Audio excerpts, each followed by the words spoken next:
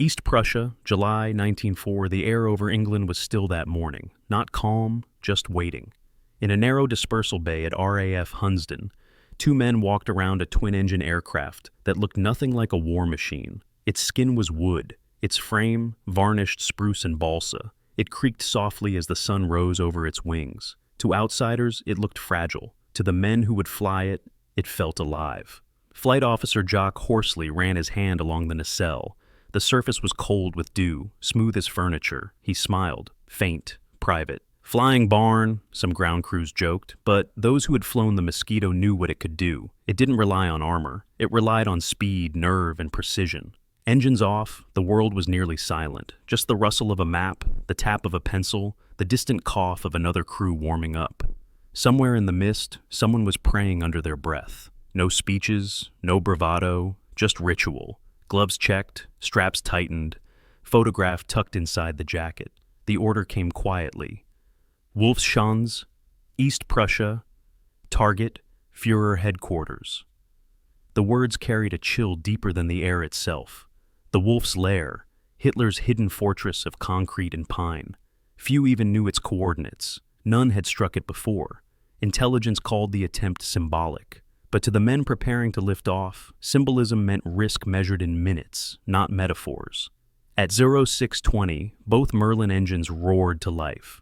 A vibration rolled through the ground like a slow drumbeat. The smell of fuel and wet grass mixed in the dawn. The wooden plane trembled, not from fear, but anticipation. The control tower light flicked green. The Mosquito began to roll, propellers blurred into silver. Rainwater streaked from the fuselage like tears. As it left the runway, the noise fell away again, replaced by the steady hum of altitude. Below, England turned to mist. Ahead lay 800 miles of occupied Europe. No escorts, no gun turrets, just speed and faith. Records suggest the Mosquito carried only 2 500-pound bombs that morning. It wasn't designed for brute force. It was built for surgical strikes. Radar echoes called it a ghost. German operators named it Der Holzsarg, the wooden coffin. They didn't mean it kindly. Inside, condensation frosted the canopy. The navigator, barely 24, marked their path across the North Sea. He traced lines with a trembling finger, then steadied it.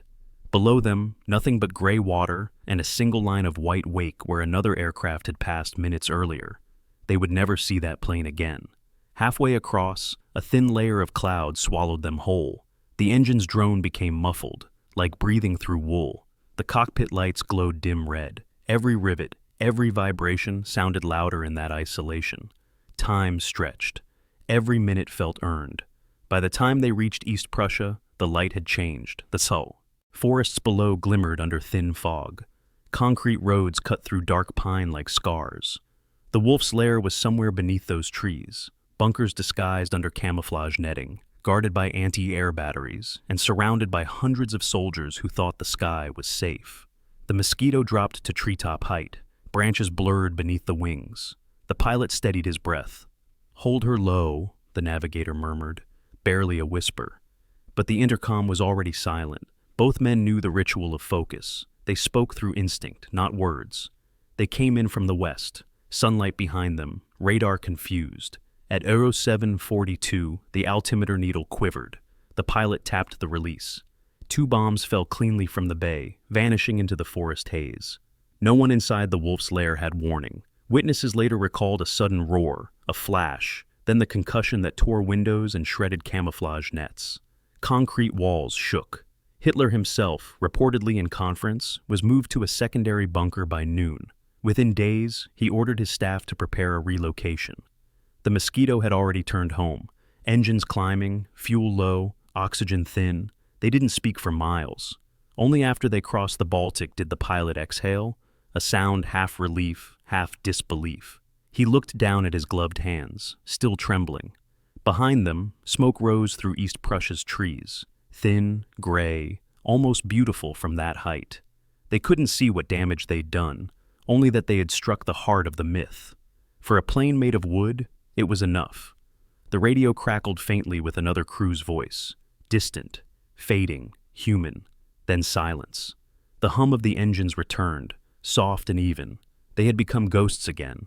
And in that quiet sky, the war felt, for a moment, possible to win.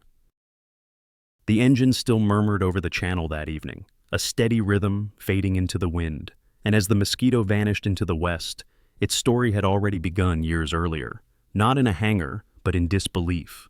In 1938, Geoffrey de Havilland stood before the Air Ministry with an idea that seemed absurd. A bomber made almost entirely of wood. No armor, no gunner, just speed. The officials laughed quietly. One report called it unsound, impractical, and wasteful of material. Wood was for furniture, not war. But de Havilland saw what others didn't: the coming shortage of aluminum, the cost of weight, the value of silence. He proposed a paradox, that strength could come from lightness and protection from invisibility. In an age of steel, he built a ghost. By 1940, the Blitz was hammering London. Factories burned, airfields glowed red through the smoke, and amid that ruin, a small team worked in secret sheds outside Hatfield: cabinet makers, piano crafters, carpenters. They weren't soldiers. They were artisans with hands that still remembered peace. The first Mosquito took shape under their lamps, its body a lattice of spruce and balsa, pressed with casein glue. When it was finished, the engineers stood back in silence. It looked fragile, like something that might shatter in crosswind. But when the engine started, the floor itself trembled. The prototype leapt off the runway as if released from gravity. Observers wrote that it climbed like a hawk startled by light. And for a moment, those who watched forgot it was only wood. The Air Ministry's tone changed overnight. "Proceed to production," one telegram read. But de Havilland's factory wasn't a military plant. It became a cathedral of craft, wood shavings on the floor, hands measuring joints with chalk. Women and men side by side, building a machine that looked, and even smelled, of home. Records show some workers left notes inside the fuselage panels, small scraps of paper, initials, a single line: "Fly safe, boys." The pilots would never see them, but the gesture mattered. Each aircraft carried more than fuel.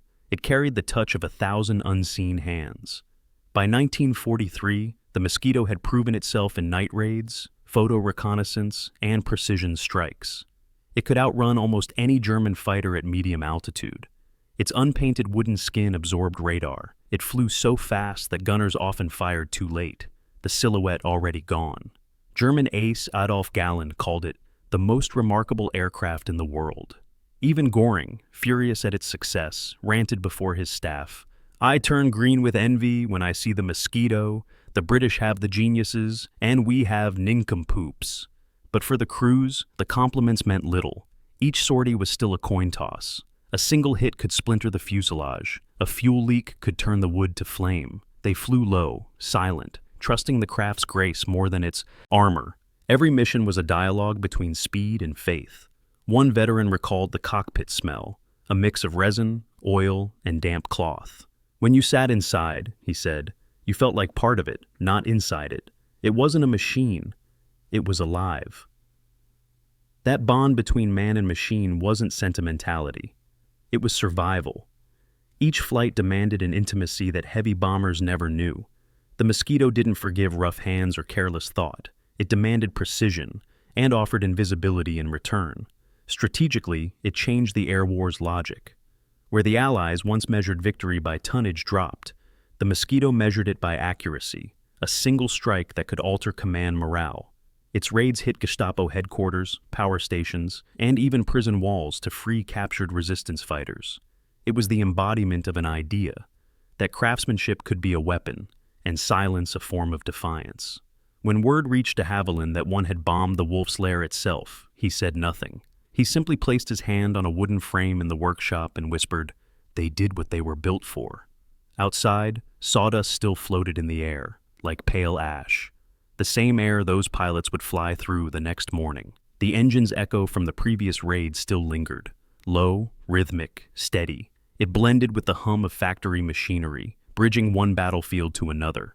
The sound became memory. The memory became legacy. And for the first time in the war, the Luftwaffe realized that the deadliest bomber in Europe was made from the same timber as a piano. The hum of factory saws faded into a deeper tone, the growl of engines through pine. July 1904. East Prussia again. morning mist thick as smoke. The forest surrounding Rastenburg looked peaceful from the air, a quilt of green stitched with narrow roads and concrete roofs disguised as moss. But beneath that canopy lay a fortress built for paranoia, the Wolfschanze, Hitler's hidden citadel. 17 bunkers, 2 railway lines, 12 feet of reinforced concrete, and a ring of anti-aircraft guns manned day and night. Hitler had come here in 1941 to command the invasion of the Soviet Union. By 4, he called it the heart of the Reich, a heart encased in stone. Records show the smell of fuel and pine needles hung heavy that morning. Guards moved between checkpoints, rifles slung, cigarettes glowing faint red in the mist. In the map room, teletypes clattered. A stenographer's pen clicked. It was routine, until the sound changed. A low vibration, faint at first, rolled across the forest. Not thunder, not artillery. Something alive, approaching fast. 2 mosquitoes sliced out of the cloud layer, invisible until the last seconds. They came in under treetop height, barely 30 feet above the pines. Engines screaming, shadows flickering over camouflage netting. One guard shouted, another dropped his cigarette. By the time he looked up, the first bomb was already falling. The explosion tore through the morning stillness. A white flash, a wave of dirt and splinters. Windows shattered across the compound. A communications block collapsed inward. Concrete dust filled the air like fog. Birds erupted from the treetops, circling madly. Hitler was not hit. But the illusion of safety was. Witnesses said he emerged pale, silent, eyes unfocused. A man who had built his empire on control, now confronted by a weapon that appeared and vanished like a phantom. By noon, he ordered his staff to evacuate several offices.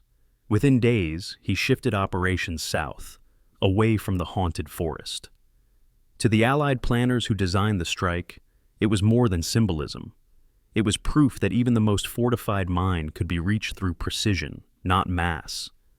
The Mosquito had pierced the myth of invulnerability. For the crews returning home, there was no celebration, only silence in the debriefing room. They listened to the intelligence officer's calm voice. Target struck, Führer relocated. Then a pause. Good work. The words felt hollow. 2 crews hadn't returned. One was last seen trailing smoke over the Baltic.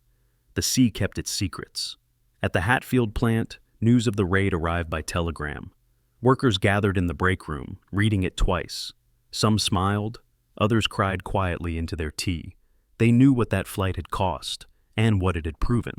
One woman, a carpenter's daughter, pressed her hand against a half-finished fuselage. Her thumb left a small mark in the varnish. "Bring them home," she whispered. No one answered, only the steady hum of machinery, the rhythm of hands building another ghost. Strategically, the raid rippled far beyond East Prussia. German commanders demanded thicker bunker roofs, more anti-aircraft patrols, more resources diverted inland. Every change weakened the front lines. Every delay saved lives elsewhere. And for the men who flew the Mosquito, the mission became something else. Not just proof of their machine's strength, but a question of what courage meant when protection no longer existed. Back in their quarters, one pilot wrote a single line in his logbook: "Would and will, that's all we had." He underlined it twice, then closed the cover. Outside, the wind moved through the English hedgerows, whispering through elm leaves like the pine forests they'd just escaped. That same sound had followed them home, faint, restless, eternal. And somewhere across the sea, the ruins of the Wolf's Lair still smoked under a veil of morning mist. The smell of resin and fuel mingled in the air, impossible to separate. It was the scent of fear, and of realization. For the first time, Hitler understood what the Allies had built, a weapon that was not stronger, but smarter. A bomber that attacked like thought itself, silent, sudden, impossible to stop. The Mosquito did not roar, it whispered, and the echo of that whisper reached every corner of occupied Europe. The echo of that whisper carried across Europe, through radar rooms, watchtowers, and the endless static of intercepted signals. Everywhere, the Luftwaffe listened, they heard it, and couldn't catch it. For the men who flew the Mosquito, that silence became a kind of prayer. Speed was their armor, but it came with a price. By late 1904, the Mosquito squadrons were flying deeper, lower, and longer than ever before. Berlin, Aarhus, Oslo, each target defended by searchlights and flak that split the night like lightning. Each mission measured not in hours, but in heartbeats. The crews learned to read the sky like scripture, where clouds offered cover, where frost betrayed a reflection, where light could mean death. They flew without turrets, without gunners. Only a pilot and a navigator, shoulder to shoulder. Two men in a cocoon of wood and trust. When flak burst too close, the Mosquito didn't absorb it. It flexed. The wooden frame shuddered, but often held. If a shell struck clean, the fuselage might splinter, not explode. Sometimes that difference meant the crew came home. One pilot described the sound of damage mid-flight. Not a bang, just a deep crack, like ice splitting underfoot. He kept flying. There was no other choice. Fuel gauges trembled on long returns. The engines ran lean to cross the North Sea. Sometimes they cut power on one side to save what they could. And through the silence, only the creak of the wings answered back, a reminder that the aircraft was alive, breathing with them. In their logbooks, many wrote only short lines. Enemy coast, heavy flak, returned. No flourish, no glory.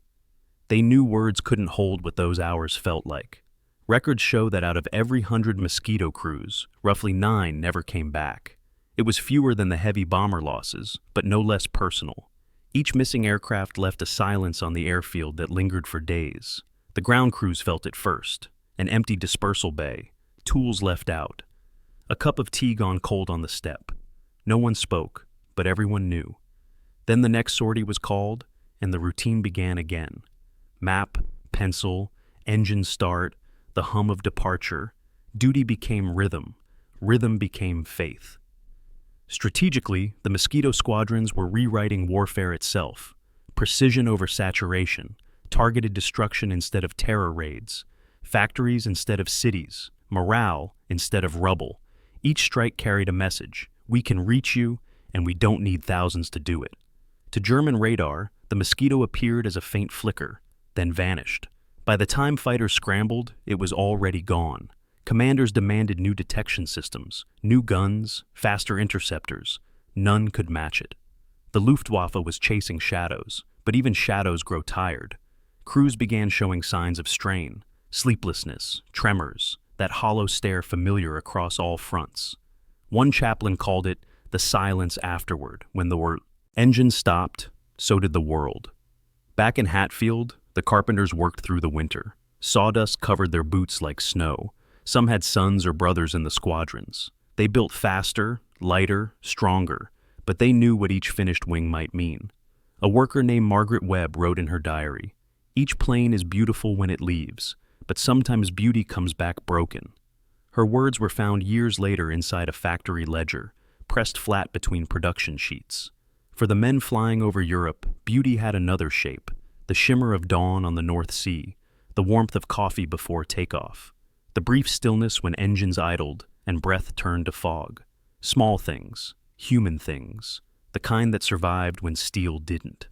And through it all, the Mosquito endured, fast, silent, unseen. It was more than an aircraft. It was an idea.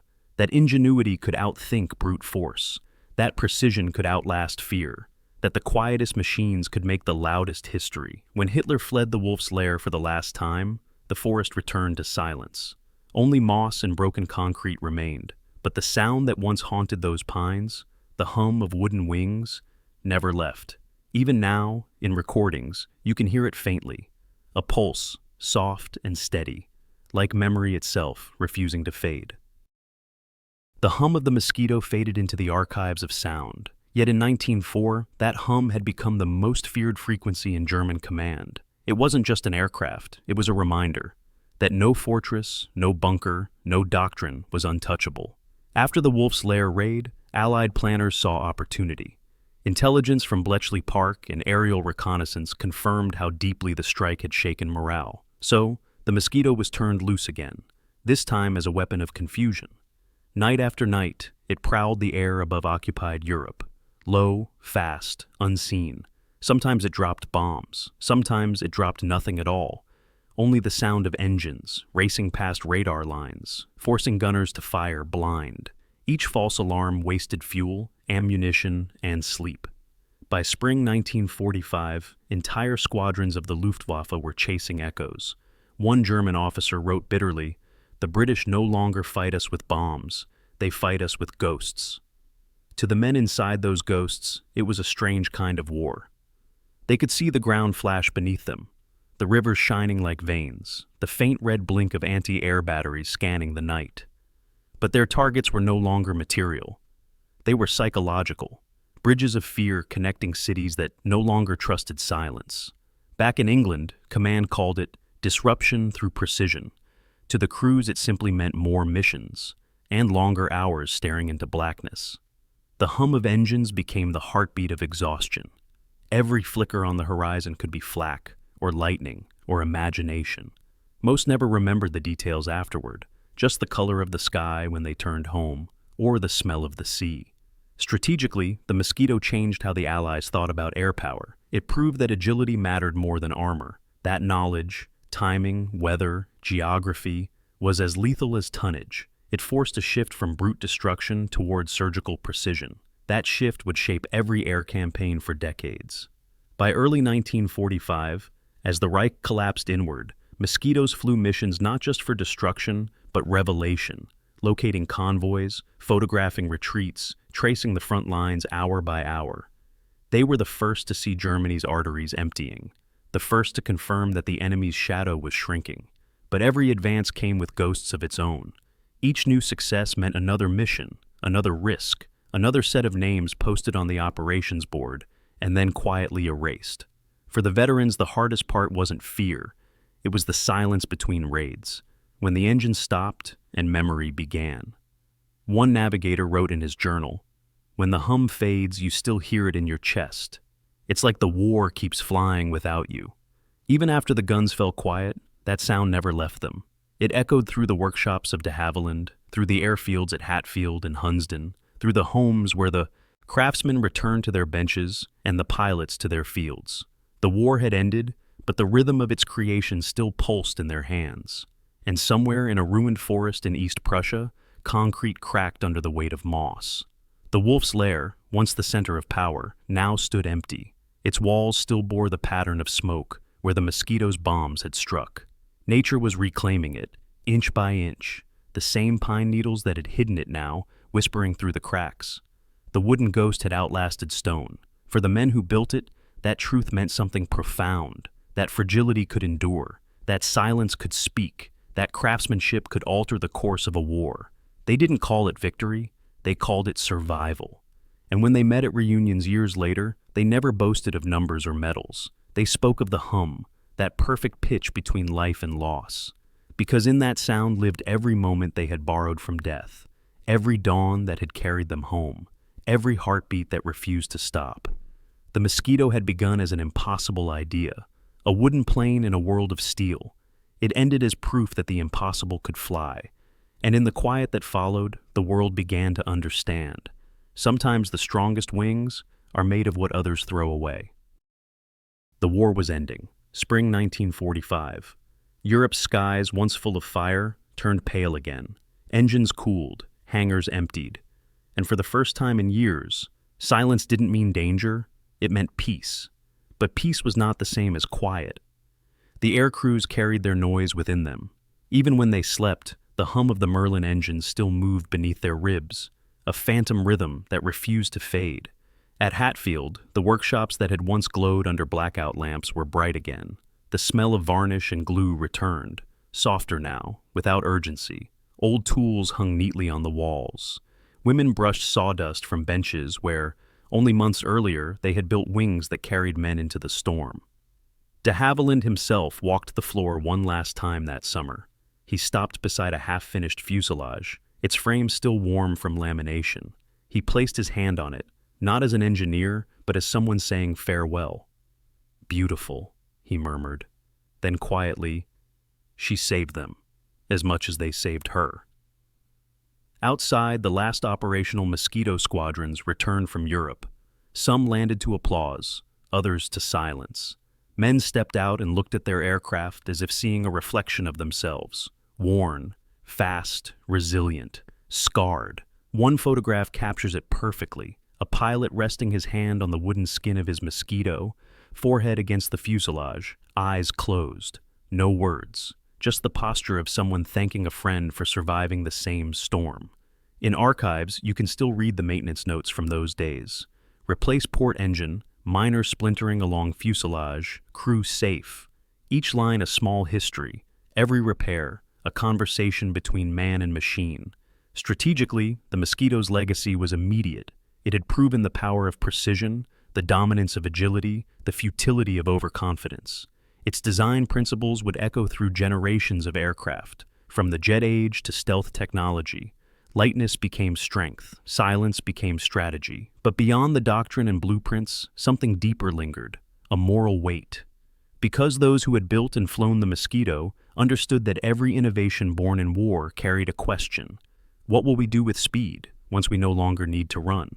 In the years that followed, many of its pilots became instructors, engineers, or farmers. They missed the camaraderie, not the chaos. When asked about the raids, most simply said, "We did our duty." And then, after a pause, "We were lucky." Luck, that fragile thread between mission and memory, between what could have been lost and what endured. In museums now, the Mosquito stands behind glass. Its varnish glows under soft light, golden and ghostly. Children press their hands to the barrier, watching the twin propellers suspended mid-turn. They don't hear the noise. They don't feel the vibration. But somewhere, the air remembers. If you stand close enough, you can almost sense the warmth in its grain, the trace of human hands that built it, flew it, trusted it. You can almost hear the rhythm that once defined a generation, the breath between takeoff and silence. And in that stillness, the story returns to where it began. A wooden frame, a daring idea, a handful of men who believed that courage and craftsmanship could defy iron. The Mosquito never sought glory. It sought precision, it sought purpose. And in doing so, it reshaped the very nature of war. Now, decades later, when veterans speak of it, their voices soften. They don't recall explosions or statistics. They recall the sound. A gentle hum over the North Sea, the vibration through their boots as the wheels left the runway, the feeling that, for a few fleeting hours, they were part of something faster than fear. Because for them, the Mosquito wasn't just a bomber, it was a companion, fragile, fearless, and free. And when they speak of it, they always end the same way. She was made of wood, but she had a soul. The wind moves through the trees again. It sounds almost like an engine starting far away, soft, distant, eternal. The war fades, but the hum remains. For those who came home, freedom was not a word. It was a promise, paid in silence.